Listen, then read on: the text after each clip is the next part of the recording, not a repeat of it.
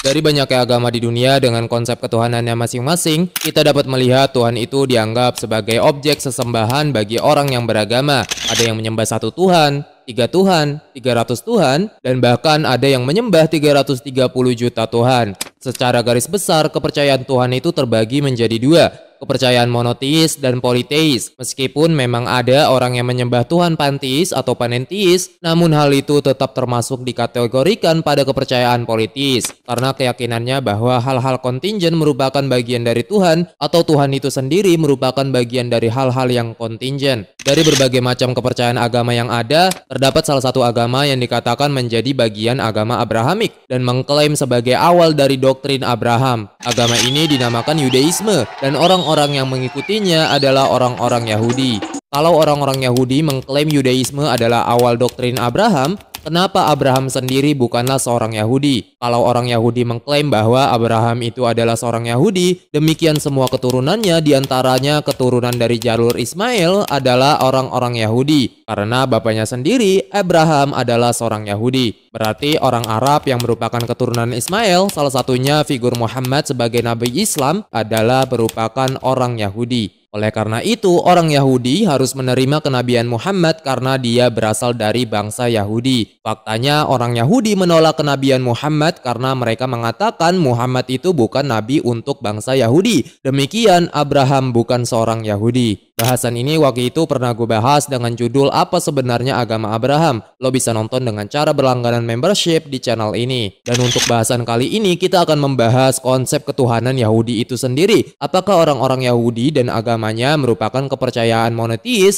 ataukah sebenarnya adalah kepercayaan yang politis? Yahudi dianggap merupakan sebuah etnis atau suku bangsa. Di antara orang-orang Yahudi secara umum itu terbagi menjadi dua, yaitu Yahudi tradisional dan juga Yahudi modern. Orang-orang Yahudi tradisional adalah orang-orang yang dianggap religius, yang mengikuti tradisi keagamaan mereka sendiri, yaitu Yudaisme. Dan orang-orang Yahudi modern adalah orang-orang yang dianggap non-religius, yang tidak mengikuti tradisi keagamaan mereka sendiri, yaitu Yudaisme. Namun kita dapat memperhatikan bahwa orang-orang Yahudi terlepas dianggap religius ataupun non-religius, faktanya mereka itu tetap memiliki kepercayaan. Orang-orang Yahudi yang religius dengan simbol religiusitas mereka percaya akan adanya greater God atau Tuhan yang lebih besar. Dan orang-orang Yahudi yang non-religius dengan simbol non-religiusitas mereka juga tetap percaya akan adanya greater power atau kekuatan yang lebih besar. Apa itu greater God dalam ajaran Yahudi tradisional dan apa itu greater power dalam ajaran Yahudi modern? Kita akan coba mengeksplorasi dengan mempertanyakan siapa sebenarnya Tuhan orang-orang Yahudi. Dalam keyakinan Yahudi tradisional, mereka dikatakan mempercayai adanya keberadaan Tuhan dan turut mengikuti perintah Tuhan. Secara umum, orang-orang Yahudi tradisional dipandang sebagai orang-orang yang menyembah Tuhan yang satu atau dilabeli sebagai agama monoteis. Tetapi, apakah pandangan tersebut benar? Kalau kita melihat di dalam sejarah Yahudi, orang-orang Yahudi mengklaim bahwa mereka adalah pengikut Musa dan mereka meyakini Musa adalah seorang nabi mereka. Musa hidup di sekitaran tahun 1500 sebelum Masehi, namun para pengikut-pengikutnya di antara tahun-tahun itu dan setelahnya telah berpaling dari Musa dan mereka mulai menyembah berhala. Kita bisa melihat dengan jelas cerita bagaimana para pengikut Musa, yaitu orang-orang Yahudi saat itu mulai menyembah anak lembu emas sebagai berhala. Itu diceritakan dengan jelas dalam kitab Keluaran yang menggambarkan bagaimana orang-orang Yahudi menciptakan berhala dan menyembahnya saat Musa berada di Gunung Sinai. Demikian juga diceritakan dalam Quran surah Al-A'raf tentang bagaimana kisah orang-orang Yahudi yang berpaling dari Musa dan jatuh ke dalam penyembahan berhala dengan mulai menyembah anak lembu emas. Hingga sebelum tahun 600 sebelum Masehi, menurut bukti-bukti arkeologis menunjukkan bahwa orang-orang Yahudi memang diyakini adalah para penyembah berhala. Dalam banyak cerita di dalam Bible, kita banyak temukan bagaimana orang-orang Yahudi terjatuh menyembah dewa El, Asyera, Yahweh, dan Baal. Contohnya dalam kitab Hakim-Hakim pasal 2 ayat 13 dijelaskan bagaimana orang-orang Yahudi meninggalkan Tuhan dan mulai beribadah kepada Baal dan para Asytoret. Baal dan Asytoret digunakan sebagai istilah umum untuk semua dewa dan dewi pagan dalam berbagai bentuk mereka. Dalam teologi dewa-dewi Kanaan, Asyera atau Asytoret itu terkait dan nama mereka memiliki asal-usul yang sama. Dan yang mana Asyera juga dikatakan adalah pasangan dewa El atau Yahweh. Ini dijelaskan menurut bukti artefak dari kuntilanak Ajrut di Sinai dalam Biblical Archaeology yang mendeskripsikan bagaimana Yahweh dan Asyera ditemukan dalam bukti artefak tersebut. Dan juga Karbat Al-Qom dalam prasasti Uriyahu yang ditemukan di sekitar Hebron. Tertulis terbekatilah Uriyahu oleh Yahweh karena ia menyelamatkan dia dari musuh-musuhnya dengan Asyera Yahweh. Uriyahu atau Uriyah adalah nama Ibrani yang berarti cahayaku adalah Yahweh. Dalam The Origin of Biblical Monotheism, sebuah buku akademisi oleh Mark Smith, seorang sarjana dan profesor perjanjian lama, menggambarkan bagaimana konsep politisme Tuhan Yahudi dengan urutan dewa-dewi pantheonnya yang didasarkan pada teks Bible dan teks Ugaritik. Dikatakan, Dewa El seringkali menyandang gelar lembu. Dalam hal ini, nama pribadi El adalah lembu. Baal ditampilkan sebagai anak lembu jantan. Dan di sini kita dapat mencatat karakterisasi tentang lembu jantan sebagai hewan atribut dewa badai dalam huruf Gelptik Suriah. Dalam hubungan ini, lembu jantan atau anak lembu jantan yang disebutkan dalam Bible dapat mencerminkan ikonografi yang dikaitkan dengan El dan Baal. Banyak sarjana cenderung melihat ikonografi El daripada Baal di balik anak lembu emas yang terkenal dalam kitab Keluaran 32 dan juga patung lembu jantan yang didirikan oleh Raja pertama Yerobeam di Betel dan Dan. Tetapi ikonografi ini juga telah ditelusuri kembali ke Baal juga. Dari sini kita mungkin tidak hanya memasukkan penggambaran Baal dalam teks-teks Ugarit, tetapi juga lembu jantan muda yang ganas sebagai simbol dewa badai adat. Meskipun demikian, tradisi di Israel kuno lebih menyukai Betel pada awalnya sebagai situs pemujaan lama dewa El, yang kemudian dilapisi jika tidak diidentifikasikan dengan pemujaan Yahweh, seperti nama tempat di Betel secara harfiah yang berarti rumah El, yang tersirat dalam kitab Kejadian pasal 28 ayat 10 sampai 22. Dan memang orang-orang Yahudi digambarkan memiliki ketuhanan pantheon yang mirip dengan dewa-dewi pagan Kanaan kuno, yang diisi dengan masing-masing urutan dewa-dewinya. Di antara urutan-urutan tersebut yaitu terdiri dari pertama Tuhan utama El dan istrinya yaitu Asyera. Yang kedua ada Yahweh, Baal, dan anak-anak ilahinya yang lain dari pasangan El dan Asyera yang ditugaskan untuk memerintah orang-orang di tempat-tempat yang berbeda. Dan Yahweh yang dikatakan sebagai salah satu anak ilahi El ditugaskan untuk memerintah orang-orang Yahudi. Setelah Yahweh memerintah orang-orang Yahudi, Tuhan Yahweh mulai dianggap sebagai dewa tertinggi El yang dianggap setara. Teks-teks Bible memang membuktikan Yahweh dan El sebagai dewa-dewa berbeda yang disetujui oleh Israel awal. Misalnya Kejadian pasal 49 ayat 24-25 menyajikan serangkaian julukan El yang terpisah dari penyebutan Yahweh dalam ayat 18. Bagian ini tidak menunjukkan status relatif kedua dewa tersebut di Israel awal, hanya bahwa mereka dapat disebutkan secara terpisah dalam puisi yang sama. Yang lebih membantu adalah teks Septuaginta dan salah satu gulungan Laut Mati untuk Ulangan pasal 32 ayat 8-9 yang menempatkan Yahweh dalam peran sebagai salah satu putra ilahi yang dipahami sebagai anak dari El. Teks Ibrani tradisional mungkin mencerminkan ketidaknyamanannya dengan teologi politistik Yahudi ini karena pada baris keempat tidak terlihat anak-anak El tetapi anak-anak Israel. Bagian ini dengan bacaan Septuaginta dan gulungan Laut Mati menyajikan tatanan kosmik di mana setiap dewa menerima bangsanya sendiri. Yahudi adalah bangsa yang diterima Yahweh, namun El adalah kepala pantheon ini dan Yahweh hanyalah salah satu anggotanya. Bacaan ini menunjuk pada fase lama agama Yahudi ketika El memegang posisi yang unggul terlepas dari status Yahweh. Rupanya pada awalnya El adalah dewa utama Yahudi. Kemudian ketika kultus Yahweh menjadi lebih penting di tanah Israel awal, seperti pada pandangan yang tercermin dalam Ulangan pasal 32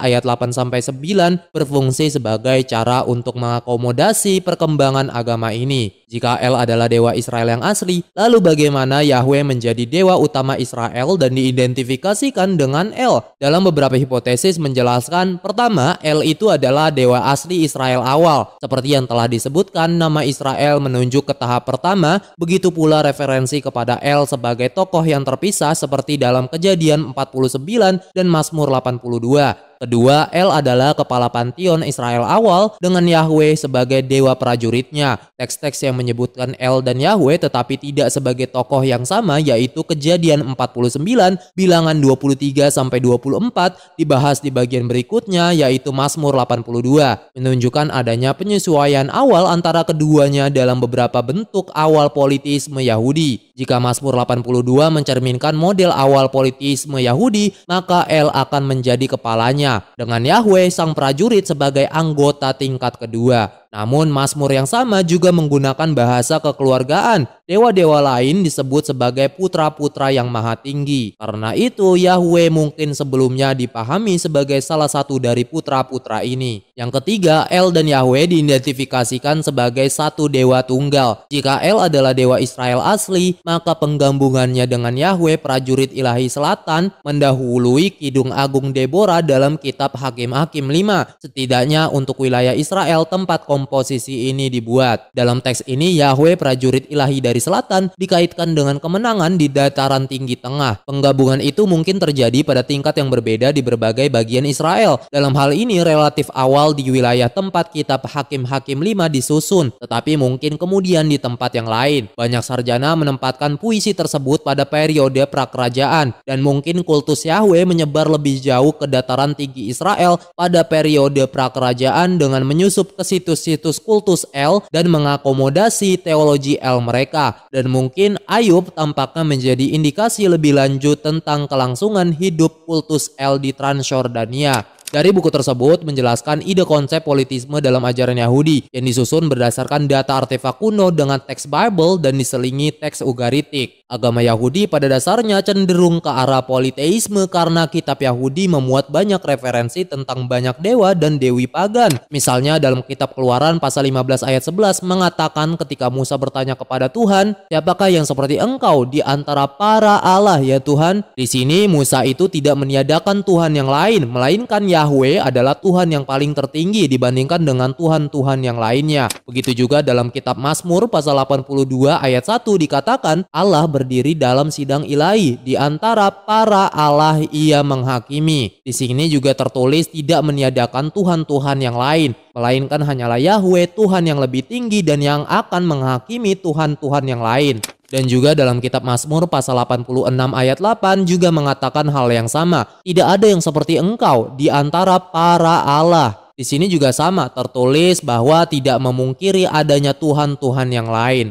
Ayat-ayat seperti ini bukanlah menekankan konsep agama yang monoteisme, melainkan politeisme, atau lebih tepatnya yaitu henoteisme. Karena dalam ayat-ayat tersebut tidak meniadakan adanya Tuhan-Tuhan yang lain, melainkan ada satu Tuhan hierarki yang tertinggi dibandingkan dengan yang lain. Dan memang di dalam Bible kita bisa melihat bagaimana Tuhan itu dikatakan memiliki anak. Ini dimuat dalam ajaran Yahudi dan juga Kristen yang memang mempercayai hal ini. Tentunya agama yang monoteis menolak keras bahwa Tuhan itu memiliki anak. Kita bisa melihat dalam Mazmur pasal 89 ayat 27 mengatakan bahwa Tuhan akan mengangkat Daud menjadi anak sulungnya dan menjadi yang maha tinggi di antara raja-raja di bumi. Dan begitu pula Mazmur pasal 2 ayat 7 dikatakan bahwa Daud telah diperanakan oleh Tuhan. Aku mau menceritakan tentang ketetapan Tuhan. Ia berkata kepadaku, engkau telah kuperanakan pada hari ini. Dan juga pada Keluaran pasal 4 ayat 22 dikatakan kepada Yakub bahwa ia adalah anak sulung Tuhan. Beginilah firman Tuhan, Israel ialah anakku, yaitu anakku yang sulung. Begitu juga Salomo dianggap sebagai anak sulung Tuhan dalam 2 Samuel pasal 7 ayat 13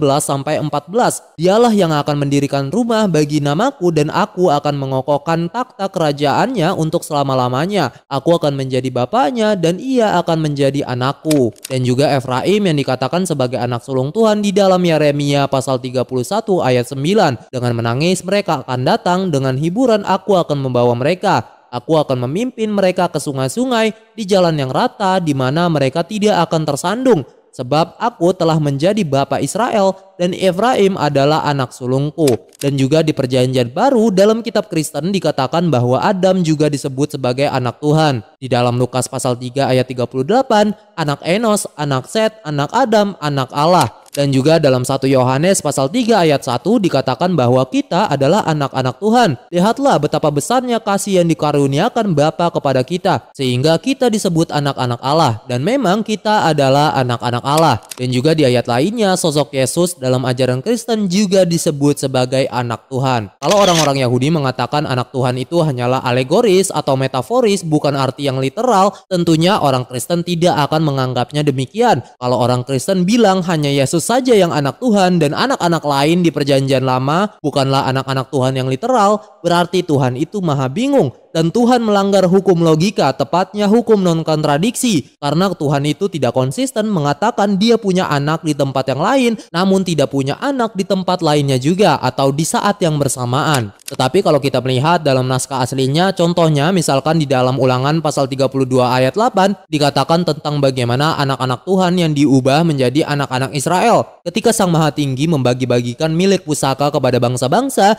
Ketika ia memisah-misah anak-anak manusia, maka ia menetapkan wilayah bangsa-bangsa menurut bilangan anak-anak Israel. Anak-anak Israel di sini kalau dalam naskah aslinya Gulungan Laut Mati ditulisnya itu sebagai Bena Elohim atau anak-anak Tuhan. Namun di dalam teks Masoretik dikatakan di situ sebagai Bena Israel, yaitu sebagai anak-anak Israel. Profesor Yahudi Emanuel Tofts, seorang sarjana Bible dan linguistik Ibrani, dalam Torah.com mengomentari hal ini. Anak-anak Israel dalam teks Masoretik mencerminkan intervensi yang disengaja dalam teks oleh seorang juru tulis yang tidak merasa nyaman dengan gambaran politisme tentang makhluk-makhluk ilahi. Dan dengan demikian juru tulis itu mendemitologisasi deskripsi politisme asli dengan mengganti kata Tuhan dengan Israel. Memang benar Tuhan di dalam ajaran Yahudi bukan hanya dideskripsikan sebagai Tuhan politisme yang memiliki anak, tetapi juga digambarkan dengan karakteristik yang antropomorfik. Buktinya di dalam Kejadian pasal 2 ayat 1-3,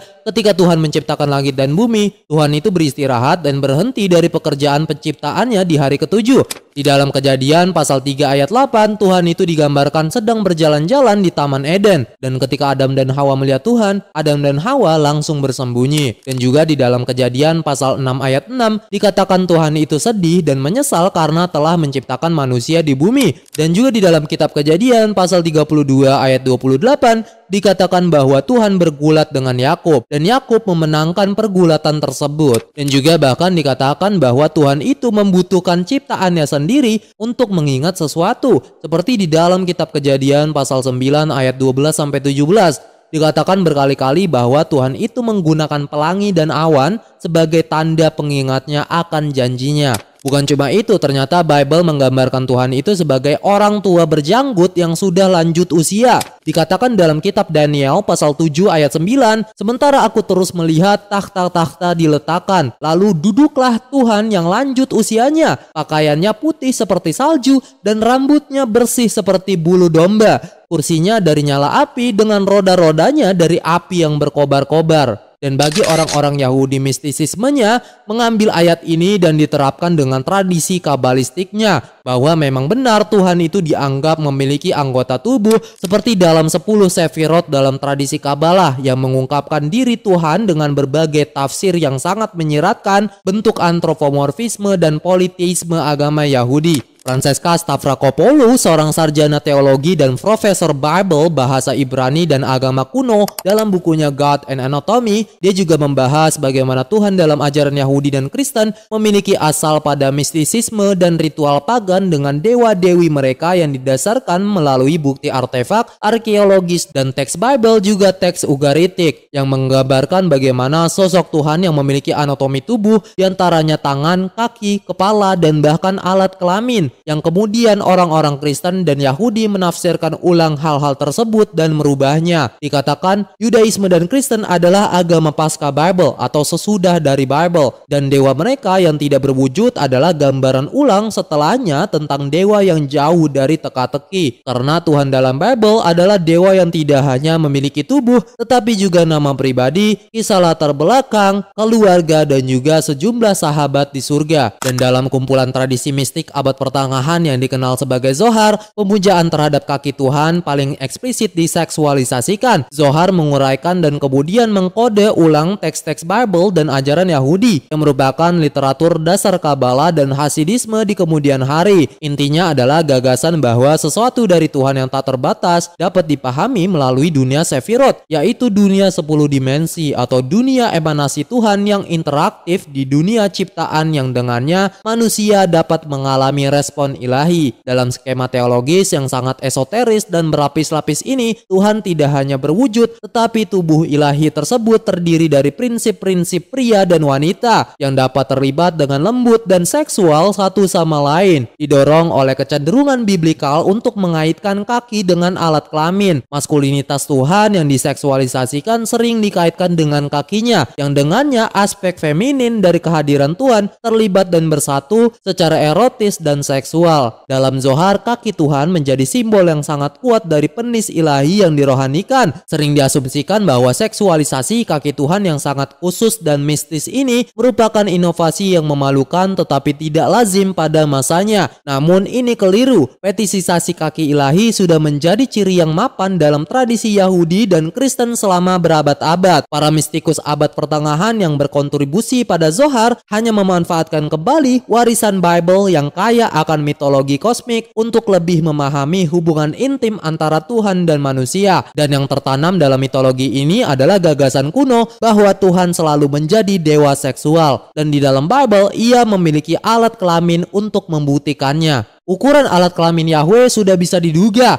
bukan hanya karena alat kelamin itu termasuk dalam tubuh yang sangat besar, tetapi juga karena ayah Yahweh dalam budayanya yaitu Dewa Tua El juga memiliki ukuran yang sama. Dalam kisah mitologi yang diabadikan pada lempengan tanah liat Ugarit kosmopolitan sekitar tahun 1350 sampai 1200 sebelum Masehi, penis El muncul beberapa kali. Dalam salah satu mitos, dewa itu berangkat menyusuri pantai berkelak-kelok di ujung dunia, tempat ia bertemu dengan dua dewi muda. Dewi-dewi itu mendesak El untuk ereksi dan mempersetubuh dan menikah. Responnya tidak ambigu. Penis El tumbuh sepanjang laut. Penis El tumbuh sepanjang samudra. Gue gak bisa membahas lebih jauh dalam hal ini karena terlalu vulgar, tetapi intinya dari situ semua konsepsi Tuhan dalam ajaran Yahudi itu bisa ditemui dalam mitologi dewa-dewi kuno dengan karakteristik antropomorfiknya. Dan seperti yang sudah dibahas sebelumnya, orang-orang Yahudi memang terlibat menyembah berhala dan mengkonsepsikannya ke dewa-dewi kuno tersebut. Bahkan beberapa rabai di antara mereka tidak mengecam perbuatan menyembah berhala tersebut. Banyak komentar rabai Yahudi di dalam Talmud itu tidak menganggap bahwa penyembahan berhala itu adalah dosa. Contohnya terdapat dewa Molok atau Molek yang dianggap sebagai dewa laki-laki dari bangsa Semit yang disembah oleh orang Amon pada zaman Perjanjian Lama. Di dalam kitab Yahudi Ibrani, sosok Molok itu disebut sebagai dewa Kanaan yang tidak boleh disembah oleh orang-orang Israel. Namun di dalam Talmud Traktat Sanhedrin diterjemahkan oleh Michael Levi Rodkinson dikatakan bahwa penyembahan Molok itu diperbolehkan. Dalam Misma, jika seseorang menyerahkan salah satu anaknya kepada Molok, ia tidak berdosa kecuali ia telah menyerahkannya kepada para pelayan Molok dan membiarkannya melewati api. Namun jika ia telah menyerahkannya dan tidak melewati api, ia itu tidak berdosa. Dikatakan dalam Gemara, Misna berbicara tentang berhala dan menyebutnya Molok. Namun Rabai Abiyu berkata bahwa Misna kita itu sesuai dengan dia yang mengatakan bahwa Molok sama sekali bukan berhala. Mengapa Torah menggunakan istilah Molok? Dikatakan bahwa setiap orang yang mereka terima sebagai raja atas mereka, bahkan sepotong kayu, seseorang akan berdosa jika ia telah memindahkan salah seseorang anaknya untuk itu. Oleh karena itu kita melihat bahwa menurutnya seseorang berdosa hanya terhadap Molok, tetapi tidak terhadap berhala lainnya. Akan tetapi Rabba berpendapat bahwa Simon dan Hanina berbeda pendapat mengenai Molok, karena menurut Rabai Simon seseorang itu tidak berdosa karena hal tersebut terhadap Molok. Rabai Ahab ben Rabba mengatakan jika seseorang telah menyerahkan semua anaknya kepada Molok, ia itu tidak berdosa. Tidak ada perbedaan apakah ia telah menyerahkan ke Molok atau ke berhala lainnya. Namun Rabai Eliezer dan Rabai Simon berpendapat penyerahan itu bisa ke Molok tetapi tidak ke berhala lainnya. Memang benar orang-orang Yahudi dan rabai mereka seringkali membuat justifikasi keyakinan politisme dan berhala-berhala mereka sendiri yang dimasukkan ke dalam ajaran mereka. Contoh lainnya yaitu orang-orang Yahudi memiliki suatu ritual langka yang melibatkan seekor keledai yang dianggap suci yang digunakan sebagai ritual penebusan, yang dinamakan dengan Peter Kamor. Seekor keledai yang lahir hingga penebusan bagi keledai sulung, yaitu yang lahir pertama, itu dianggap suci dan setara dengan hewan yang ditetapkan sebagai kurban di bait suci. Tetapi kenapa harus keledai yang menjadi sasaran ritual? Di dalam Talmud Bechorot 5b dikatakan, dalam Gemara membahas kembali penebusan keledai sulung yang lahir pertama. Rabai Hanina berkata, saya bertanya kepada Rabai Eliezer di ruang belajar yang besar, dalam hal apa keledai sulung berbeda dari kuda dan unta sulung atau hewan non-kosher lainnya yang tidak ditebus? Rabai Eliezer berkata kepada saya, itu adalah ketetapan Torah. Dan lebih jauh lagi, keledai membantu orang-orang Yahudi pada saat eksodus mereka dari Mesir, karena tidak ada satupun anggota orang Yahudi yang tidak memiliki 90 keledai nubia bersamanya yang dianggap berkualitas unggul, syarat dengan perak dan emas orang Mesir. Talmud menjelaskan bahwa keledai itu merupakan Gezerah Hakatuf, sebuah ketetapan kitab suci Torah tanpa alasan yang jelas. Kemudian Talmud memberi kesan bahwa keledai itu digunakan oleh orang-orang Yahudi sebagai pembantu orang-orang Yahudi pada saat di Mesir. Dari sini timbullah suatu pertanyaan, apa jangan-jangan orang-orang Yahudi memiliki hubungan dengan dewa keledai yang dikenal oleh orang Mesir sebagai Set, yang seringkali membantu orang asing yang berada di Mesir? Dalam buku The Evil Creator oleh David Litwa, seorang sarjana agama Mediterania kuno menjelaskan lebih jauh tentang sejarah orang-orang Yahudi dan orang Yahudi Kristen yang dikatakan memiliki hubungan penyembahan pada dewa-dewi pagan dengan sifat yang jahat. Salah satunya adalah dewa Set. Dikatakan sejak masa pendudukan Asyur di Mesir pada tahun 670 sebelum Masehi, orang Mesir mengakui dewa asli mereka yaitu Set sebagai sumber kejahatan dan kemalangan. Ia adalah dewa badai yang dahsyat dan dewa pasir gurun yang tak kenal ampun. Ia melindungi para pengembara, mengawasi negara-negara asing, dan menyediakan kebutuhan bagi para pendatang asing yang tinggal di Mesir. Bahkan sebelum bangsa Persia menyerang tanah Sungai Nil, dewa Set telah diidentikan dengan dewa badai Fenisia, yaitu Baal yang merupakan sepupu teologis Yahweh di Yudea. Pembaca akan mengerti bahwa orang-orang Yahudi secara diam-diam menyembah Yahweh sebagai seekor keledai di kuil Yerusalem, karena emas secara khas digunakan untuk patung-patung dewa. Orang Mesir hanya mengenal satu dewa lain dalam bentuk seperti keledai, yaitu Set. Lebih dari 100 tahun kemudian, dua cendekiawan terhormat yang mengajar di Pulau Rhodes, seorang ahli retorika Apollonius Molon dan filsuf Posidonius, mewariskan tradisi bahwa orang-orang Yahudi memuja dewa mereka dalam bentuk kepala keledai emas. Menurut versi mereka, Raja Makedonia, yaitu musuh bebuyutan orang-orang Yahudi, Antiochus Epiphanes keempat lah yang menemukan kepala keledai ketika ia menggeledah kuil Yahudi di sekitar tahun 167 sebelum Masehi. Tradisi ini diingat kembali atau mungkin diciptakan ketika penerus Antiochus di kemudian hari juga bersiap untuk mengambil alih Yerusalem di sekitar tahun 134 sebelum Masehi. Varian cerita ini yang menggabungkan bentuk Set dan Yahweh menyebar seperti kanker. Mungkin pada abad pertama sebelum Masehi atau Masehi, seorang pria bernama Damokritus menulis sebuah risalah tentang orang Yahudi yang menyatakan bahwa orang Yahudi menyembah kepala keledai emas. Pada tahun 90-an Masehi, Josephus, sang sejarawan Yahudi, melontarkan kritik retoris terhadap tradisi-tradisi ini ketika tradisi tersebut didaur ulang dan diadaptasi oleh musuh bebuyutannya, yaitu Apion. Meskipun Josephus berupaya, tradisi tersebut terus diulang oleh para elit terpelajar, termasuk sejarawan Romawi terkemuka Tacitus yang menulis pada awal abad kedua Masehi bahwa orang Yahudi mendedikasikan patung keledai liar di kuil tersuci mereka. Dan memang sudah terbukti bahwa orang-orang Yahudi memang gemar sekali menghias pagar-pagar pemakaman mereka dengan kepala-kepala keledai. Terlihat memang ada banyak sekali unsur politisme dalam ajaran Yahudi tradisional, dan dari situ menyimpulkan dengan jelas bahwa orang-orang Yahudi dengan kitab-kitab mereka terus-menerus memunculkan gerakan keagamaan politistik yang diantaranya mendukung henoteisme, Metatron, atau gagasan kabalistiknya tentang Sefirot dan lain-lain.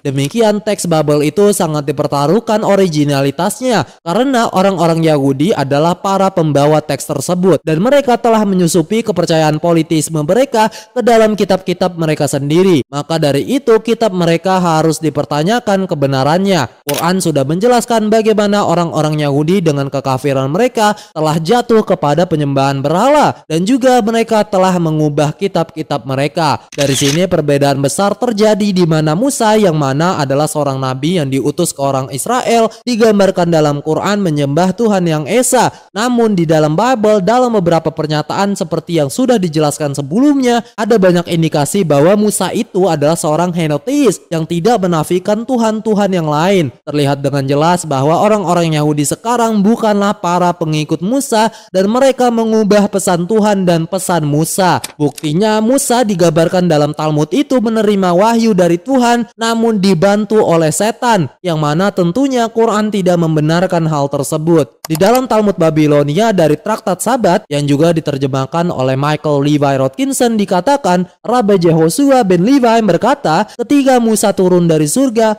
setan datang ke hadapan yang Maha Kudus dan berkata, Tuhan semesta alam, di manakah Torah? Dan Tuhan menjawab, aku telah memberikannya ke bumi. Setan turun ke bumi dan berkata kepadanya, di manakah Torah? Dan bumi menjawab, Tuhanlah yang tahu jalannya dan dia tahu tempatnya. Setan kemudian pergi ke laut dan laut berkata, itu tidak bersamaku. Ia kemudian pergi ke tempat yang dalam dan tempat yang dalam menjawab, itu juga tidak ada di dalamku. Lalu kebinasaan dan kematian berkata, dengan telinga kami telah mendengar laporan tentangnya. Setan kemudian naik ke hadapan yang Maha Kudus dan berkata, Tuhan semesta alam, aku telah mencari Torah di seluruh bumi dan tidak dapat menemukannya. Maka firman Tuhan kepadanya, pergilah kepada anak Amram, yaitu Musa. Maka pergilah setan kepada Musa dan berkata kepadanya, di manakah Torah yang diberikan oleh yang Maha Kudus kepadamu? Dan Musa menjawab, siapakah aku ini sehingga yang Maha Kudus memberikan Torah kepadaku? Firman Tuhan kepada Musa, Musa, apakah engkau seorang pendusta? Musa menjawab di hadapan Tuhan, Tuhan semesta alam, haruskah aku menyatakan bahwa engkau telah memberikan kepadaku sesuatu yang berharga yang engkau bela setiap hari? Firman yang Maha Kudus kepada Musa, karena engkau telah merendahkan dirimu, maka Torah akan menyandang namamu. Dalam pernyataan tersebut, apakah sebenarnya setan dan Tuhan itu saling bekerja sama atau Tuhan menyuruh setan untuk mengantarkan Torah kepada Musa? Lalu Tuhan siapa sebenarnya yang dimaksudkan di situ? Kebanyakan orang Yahudi tidak mau mengakui, tetapi Tuhan kita itu adalah Lucifer dan kita adalah orang-orang pilihannya.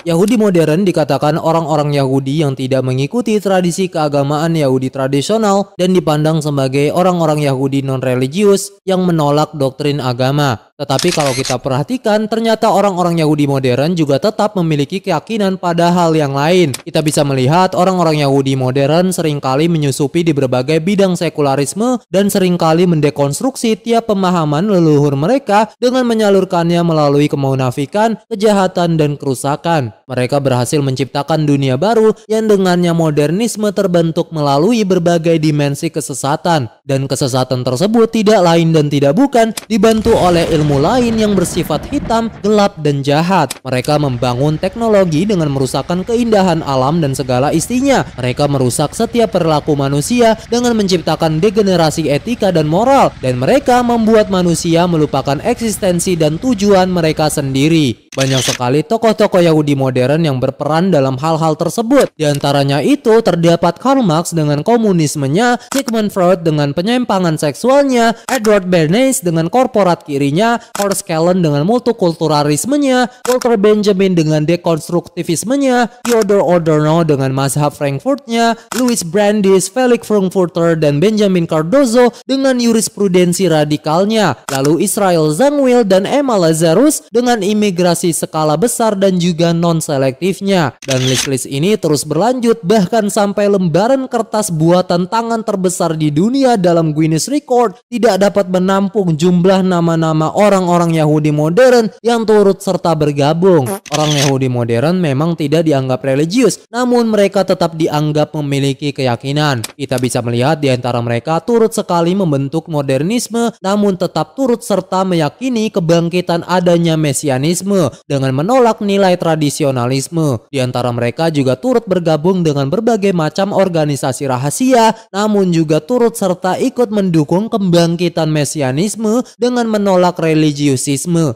Mereka orang-orang Yahudi modern memiliki keyakinan untuk membentuk dunia baru, mengatur sistem dunia, merantai pikiran dan perilaku orang, dan mengontrol negara-negara. Dan bahkan mereka juga ikut turut serta masuk dalam suatu organisasi rahasia yang juga memiliki filosofi dan simbolisme keyakinan terhadap suatu hal, yang mana mereka ikut turut serta menciptakan peran keagamaan mereka sendiri. Salah satunya yaitu organisasi Freemason yang diduga memainkan peran di balik dimensi dunia eksternal, mulai dari pembentukan modernisme, perencanaan negara, mengontrol manusia, hingga peristiwa-peristiwa penting lainnya. Anggota persaudaraan Masonik ini penuh dengan teka-teki yang diikuti oleh berbagai macam politisi terkemuka, pejabat-pejabat tinggi, hingga pemilik bisnis raksasa. Freemasonry adalah sebuah organisasi persaudaraan antara akhir abad ke-16 hingga awal abad ke-17. Di antara para pengikutnya memiliki 3 gelar masing-masing dengan perbedaan derajatnya masing-masing. Yang pertama yaitu apprentice, bagi orang yang masuk pada pengalaman pertama mengikuti ritual upacara lodge. Setelah melewati fase ini, mereka akan diberi gelar brother. Yang kedua yaitu fellowcraft, bagi gelar brother yang masuk dengan diperkenalkan simbolisme dan filosofi Freemason. Dari sini mereka bisa mendapat hak istimewa tertentu. Dan yang ketiga master mason, yang akan mengikuti ritual upacara terakhir lodge dan akan menjadi anggota penuh persaudaraan dengan hak dan tanggung jawab terhadap keanggotaan. Masonry adalah sebuah organisasi yang menjadi tempat pertemuan utama para penentang agama. Banyak di antara kaum Mason bertemu di pondok lembaga mereka yang disebut Grand Lodge dan menyebut diri mereka sebagai para pemikir bebas, yang mana dalam prinsip mereka itu berarti tidak mengakui adanya agama-agama ilahiyah. Dan jangan terkejut bahwa organisasi ini ternyata sejak awal telah dipimpin oleh orang-orang Yahudi modern dan diisi oleh mereka hingga sampai sekarang. Thomas Williams Bicknell, seorang ahli sejarah Amerika, dalam bukunya The History of the State of Rhode Island menggambarkan sejarah dan peristiwa dari negara bagian di Amerika Serikat. Dikatakan tentang Green Lodge Mason, sebuah pondok lembaga pimpinan Freemason yang sejak awal ternyata telah dipimpin oleh orang-orang Yahudi. Ke-15 keluarga Yahudi yang datang ke Newport dari Belanda pada tahun 1658 langsung membentuk kongregasi suatu jemaat Yeshuat Israel. Mereka beribadah di rumah-rumah anggota jemaat hingga keturunan mereka pada tahun 1759 meletakkan fondasi sinagog sekarang yang selesai dibangun pada tahun 1763. Dan juga datang 2 orang Yahudi Spanyol, Moses Pacheco dan Mordecai Campanale, yang membawa 3 gelar masonik dan yang mengorganisasi Grand Lodge Mason pertama di Amerika. Pertemuan diadakan di rumah-rumah anggota jemaat hingga Pondok John dibentuk pada tahun 1750. Nama-nama pemukim awal ini masih ada dalam keluarga-keluarga Yahudi yang kita kenal saat ini. Di antaranya yaitu Solomon, Mendes, Moses, Meyers, Lyon, Jacobs, Eleazar. Mereka adalah di antara para pemukim awal. Dan pada tahun 1755 muncul keluarga Lopez, Rivera, Pollack, Hart, dan Hayes. Keluarga-keluarga ini menjadi dekat hubungannya melalui pernikahan. Moses Lopez menikahi Rebecca, putri Abram de Rivera, dan Moses Sixes menikahi Jacobat Levi. Moses Sixes adalah salah satu pendiri dari Bank Rhode Island dan yang menjadi kasirnya hingga kematiannya. Dia adalah master pertama dari Pondok Masonic John di Newport dan Grand Master dari Pondok Besar Masonic di Rhode Island. Samuel Oppenheim, seorang penulis Yahudi Amerika yang merupakan anggota American Jewish History Society, dalam bukunya The Jews and Masonry in the United States menjelaskan lebih jauh terkait keluarga Yahudi yang berhubungan dengan Freemasonry sejak awal di Amerika Serikat. Dikatakan tokoh terkemuka di kalangan Yahudi yang berhubungan dengan Freemasonry awal di Amerika Serikat adalah Moses Michael Hayes, seorang anggota keluarga Hayes yang terkenal yang kisahnya tercantum dalam The Jewish Encyclopedia. Namanya kadang-kadang dieja Hayes dalam catatan-catatan Freemasonry awal. Hayes disebut-sebut sebagai penduduk asli London dan bahkan New York. Hayes secara menonjol diidentifikasikan dengan pengenalan ke Amerika Serikat apa yang disebut dalam Masonry sebagai ritus Skotlandia kuno yang diterima, seperti menurut Albert G. Sebagai pengakuan atas kekuasaan yang dianugerahkan kepadanya, Hayes dipilih menjadi Grand Master dari Grand Lodge pada pemilihan tahunan dari tahun 1788 hingga 1792 setelah menjadi anggota bawahan Massachusetts Lodge pada tahun 1783, di mana pada tahun itu ia dipilih menjadi masternya dan juga dipilih kembali untuk 2 tahun berikutnya. Ia terus-menerus diberikan kekuasaan atas otoritas terhadap para pejabat-pejabat, para deputi, para pengusaha di berbagai negara bahkan di dunia. Pertanyaannya, mengapa kekuasaan luar biasa tersebut diberikan kepada Hayes, yang mana adalah seorang Yahudi? Dan di sini masih menjadi pertanyaan sulit yang harus dijawab. Hayes digambarkan dalam sebuah karya masonik terkini yang diterbitkan di Massachusetts sebagai berikut. Saudara Hayes yang terhormat benar-benar seorang Israel yang tidak memiliki tipu daya. Seorang pria berbudaya luas dan liberal, cerdik dalam berbisnis, mudah bergaul dan bersahabat dengan semua orang, murah hati dan dermawan yang dengan dompetnya yang terisi penuh, ia dapat memberikannya kepada siapa saja yang membutuhkan bantuan persaudaraan. Bantuan tersebut ia berikan dengan semangat masonik sejati dan tanpa cara yang membosankan.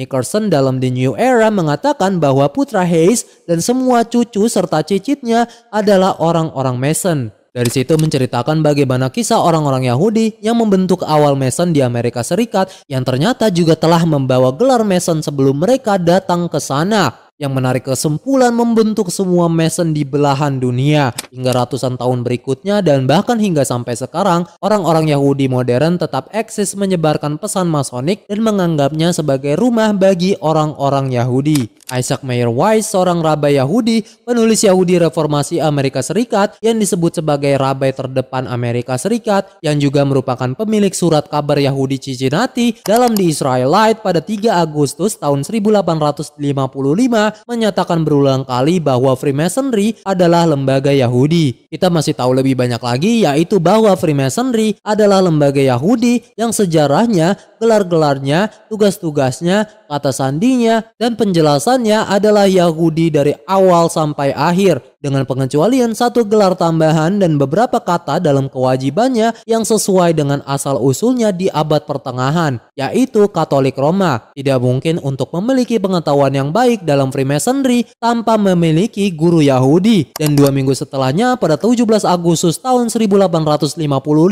dalam surat kabar yang sama, Isaac Weiss menolak pernyataan seorang pendeta Kristen Mason yang mengatakan bahwa organisasi Mason dulu adalah orang Yahudi dan sekarang sebagian besar adalah orang Kristen. Weiss menolaknya dengan mengatakan pendeta R percaya bahwa orang-orang Yahudi diterima di pondok-pondok dan lain-lain merupakan suatu anugerah yang besar. Mereka harus bersikap bijaksana dan bersyukur atas hal itu. Mengapa dia tidak menganggapnya sebagai suatu anugerah bahwa kita memiliki hak istimewa untuk tinggal di rumah-rumah kita? Freemasonry didirikan oleh orang-orang Yahudi sebagai lembaga kosmopolitan. Oleh karena itu merupakan suatu anugerah bagi orang-orang Yahudi untuk diterima di pondok-pondok, yaitu di rumah kita sendiri. Sungguh betapa bijaksananya kami orang Yahudi telah melahirkan persaudaraan masonik sebagai lembaga kosmopolitik. Tetapi kami tidak menganggapnya suatu keistimewaan untuk menerima Anda di pondok, asalkan Anda meninggalkan sektarianisme Anda di luar tembok yang disucikan. Kami telah memberi Anda agama Kristen untuk mengubah orang-orang kafir secara bertahap ke deisme dan etika murni Musa dan para nabi. Tetap saja kami tidak menganggap suatu keistimewaan khusus yang diberikan kepada Anda dari pihak kami, bahwa Anda memiliki hak istimewa menjadi seorang pengkhotbah di salah satu gereja. Richard Carlile, seorang jurnalis dan penulis radikal Inggris, dalam Manual of Freemasonry, sebuah buku panduan yang memberikan gambaran menyeluruh tentang prinsip, praktik, dan ritual Freemason, mengatakan Grand Lodge, sebuah pondok lembaga pimpinan Freemason saat ini, sepenuhnya adalah orang-orang Yahudi. Dieter Schwartz, seorang pengusaha miliarder asal Jerman, dalam bukunya Freemasonry, Ideology, Organization, and Policy, mengungkapkan bahwa Freemasonry sangat erat hubungannya dengan orang Yahudi, bukan cuma melalui organisasinya, bahkan simbolismenya menunjukkan pada Yahudi melalui adat istiadatnya, dan pada bahasa Ibrani melalui kata-kata dan tanda-tandanya sebagai asal muasal yang sebenarnya. Alam semesta konseptual masonik merupakan refleksi dari gambaran dan konsep Yahudi Timur. Lalu bagaimana dengan konsep aturan, moral, dan ketuhanan yang mereka pegang? Keyakinan apa yang sebenarnya diterima dalam organisasi ini? Albert Pike, seorang penjabat Arkansas, anggota terkemuka Freemason yang menjabat sebagai panglima besar Dewan Tertinggi Ritus Skotlandia Yurisdiksi Selatan Amerika, dalam bukunya Morals and Dogma Freemasonry menjelaskan banyak tentang ritual masonik, filsafat esoteris, simbolisme, moralisme, dan dogmatisme keanggotaan Freemason. Dari situ ia menyinggung sifat ketuhanan dari para penganut masonik. Dikatakan nama asli setan menurut para penganut kabalis adalah nama Yahweh yang terbalik, karena setan bukanlah dewa hitam tetapi penyangkalan terhadap Tuhan atau penolakan terhadap Tuhan. Iblis adalah personifikasi dari ateisme atau para penyembah berhala. Bagi para inisiat, para calon anggota Mason, setan atau iblis ini bukanlah pribadi satu orang, tetapi melainkan satu kekuatan yang diciptakan untuk kebaikan tetapi bisa juga digunakan untuk melayani kejahatan. Ini adalah instrumen kebebasan atau kehendak bebas. Mereka mewakili kekuatan ini yang memimpin generasi fisik di bawah bentuk mitologis dan bertanduk dari dewa Pan. Dari sana muncullah kambing jantan Sabat, saudara dari ular kuno, dan pembawa cahaya atau fosfor, yang oleh para penyair telah dijadikan sebagai Lucifer palsu dari legenda. Lucifer, sang pembawa cahaya, nama yang aneh dan misterius untuk diberikan kepada roh kegelapan. Lucifer itu adalah putra Fajar. Dialah yang membawa cahaya dan dengan kemegahannya yang tak tertahankan membutakan jiwa yang lemah, berhawa nafsu atau egois. Kita melihat keterikatan tradisi dan keyakinan organisasi ini sepenuhnya memiliki kesamaan dengan Yahudi tradisional, namun didekonstruksi menjadi keyakinan baru yang melibatkan berbagai dunia internal yang bersifat tertutup, yang mana orang-orang Yahudi modern terlibat di dalamnya. Bahkan kita bisa melihat bahwa para Masonik sangat mendukung penuh ramalan mesianik dan selalu mendukung kegiatan Yahudi rabbinik. Mereka turut hadir dalam pembentukan tanah air Yahudi di Palestina dan juga berniat membangun kembali kuil kuno orang-orang Yahudi demi membangkitkan ramalan Yahudi akan kedatangannya figur mesianik mereka. Dalam sebuah surat kabar dari B'nai B'rith Messenger, sebuah organisasi layanan Yahudi Amerika, pada 16 Januari tahun 1925 mengatakan hal ini. William Rowan, Grandmaster dari New York State Masons, telah menulis sepucuk surat yang menyetujui gerakan yang diprakarsai oleh Deklarasi Balfour dan didukung oleh resolusi bersama Kongres Amerika Serikat dan disetujui oleh Presiden. Surat ini yang memberikan cap dukungan resmi terhadap Freemasonry dalam membangun kembali tanah air Yahudi di Palestina telah disambut dengan kepuasan yang mendalam oleh sejumlah besar Freemason Yahudi di seluruh negeri serta oleh semua orang Yahudi yang tertarik pada Palestina. Dan Freemasonry juga mengusulkan untuk membangun kembali Bait Suci Yahudi sebagai kuil Yahudi yang kelak akan dianggap sebagai kiblat bagi para Mason. Dalam surat kabar The American Jewish Chronicles pada 25 Mei tahun 1917 menyatakan Frank Higgins dari New York, seorang Mason terkenal, menyampaikan surat kepada editor Orphan's Friend dan Masonic Journal, organisasi dari Grand Lodge of Masons of North Carolina di New York, pada tahun 4 Mei 1917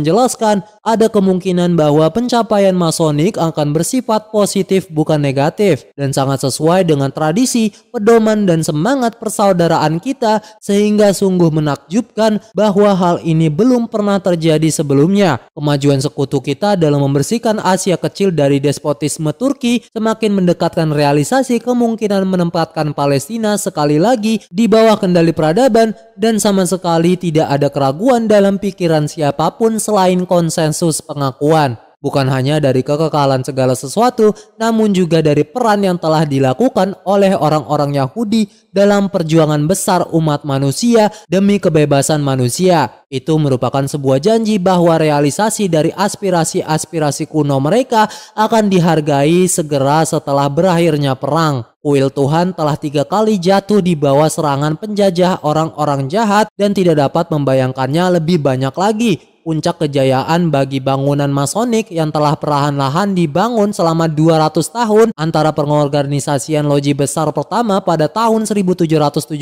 dan tahun perayaannya saat ini, selain peresmian sebuah gerakan terbuka bagi kaum Mason di seluruh dunia yang beradab dengan tujuan membangun kembali dan mempersembahkan kepada Bani Israel atau orang-orang Yahudi sebuah kuil nenek moyang mereka di tepi Gunung Moria. Saya tidak perlu mengemukakan argumen atau urgensi pembelaan pembelaan atas gagasan ini. Ia berbicara sendiri dan kesesuaiannya akan dipuji oleh setiap anggota yang berpikir dari tiap jabatan Mason. Hal ini tidak memerlukan karangan pujian maupun pembelaan. Ini adalah pekerjaan tradisional yang kami sebagai kaum Mason berjanji dan akan mendirikan dengan harapan untuk selamanya. Sebuah tempat suci di mana para Mason dapat mengarahkan wajahnya ke arah timur yang bersinar dan hidup di masa depan. Begitulah tujuan orang-orang Yahudi modern yang ternyata juga memiliki kaitan dengan tradisi leluhur mereka. Tampaknya Freemasonry dan orang-orang Yahudi sangat terikat dan memiliki tujuan yang sama, dan memang telah diakui secara universal oleh perintah bahwa memisahkan Freemasonry dan Yudaisme adalah hal yang mustahil. Faktanya, kita menggunakan aksioma yang terkenal di antara kita sendiri, yaitu Yudaisme adalah Freemasonry dan Freemasonry adalah Yudaisme. Dari situ kita dapat menarik kesimpulan dengan jelas bahwa organisasi ini sangat diminati oleh para Yahudi modern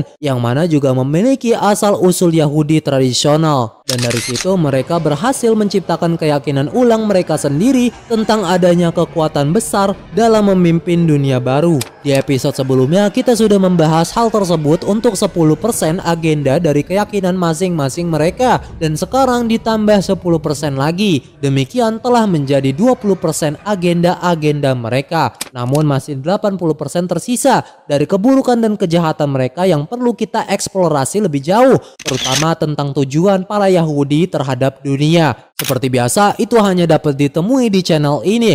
Untuk itu jangan lupa like, comment, and subscribe. Peace and goyim.